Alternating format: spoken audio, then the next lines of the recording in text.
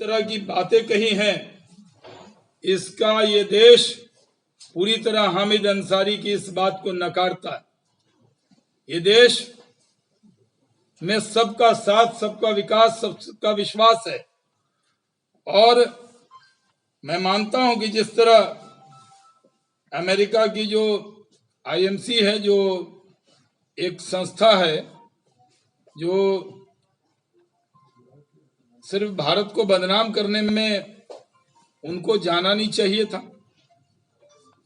दूसरा, वहां पर जाकर जो बातें उन्होंने कही, आईएमसी जिसके फाउंडर शेख उबैद पहले से ही बहुत सारा फंड इकट्ठा करके भारत को बदनाम करने के लिए जिस तरह का काम किया है, और उसने करीब 4,12,000 जो यूएस डॉलर है उसको खर्च किया, कभी बर्मा में, कभी अन्य चीजों में।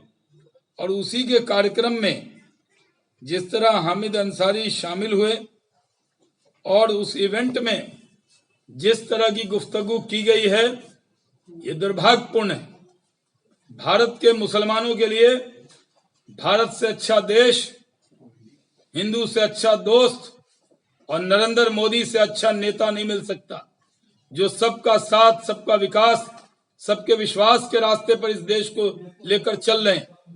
पूरे दुनिया के अंदर आज भारत की प्रशंसा हो रही है कि इतने बड़े देश में न कोई दंगा है, न फसाद है, न कोई विवाद है, भारत संविधान से चलता है। लेकिन हामिद अंसारी ने, जो पूर्व उपराष्ट्रपति रहे हैं, उन्होंने इस बात की भी कदर नहीं की है।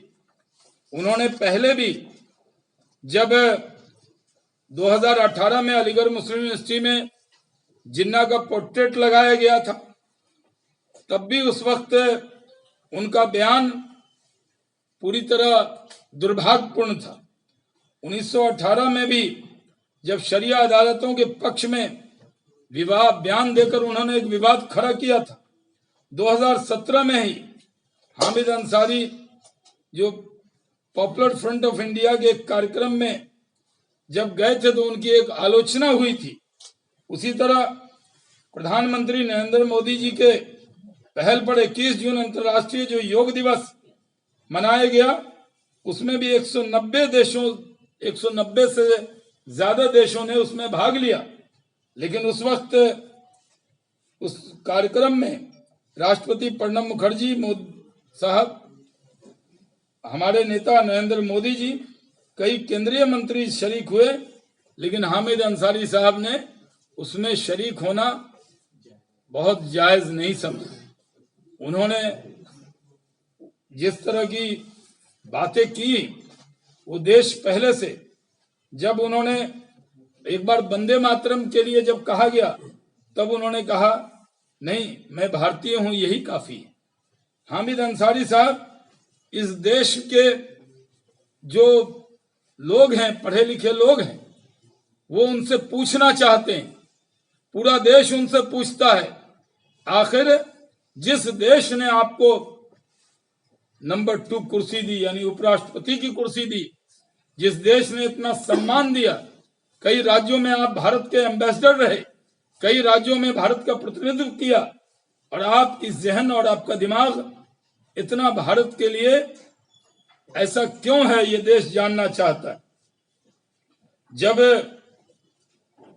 3 साल पहले जब सुप्रीम कोर्ट में एक बार राष्ट्रगान अनिवार्य करने की बात और मद्रास हाई कोर्ट ने वंदे मातरम के बारे में जब कहा था, तब उन्होंने ये बात कही।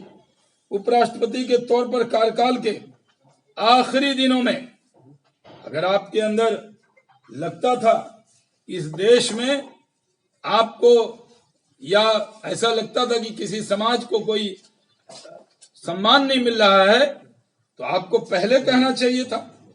लेकिन आखिरी दिनों में उन्होंने ये स्वीकारता का माहौल को खतरे में बताया पार्लियामेंट के ऐसे में, राज्यसभा के अंदर, और जिस तरह की बातें उन्होंने कही थी, उससे पूरा देश शर्मसार हुआ था।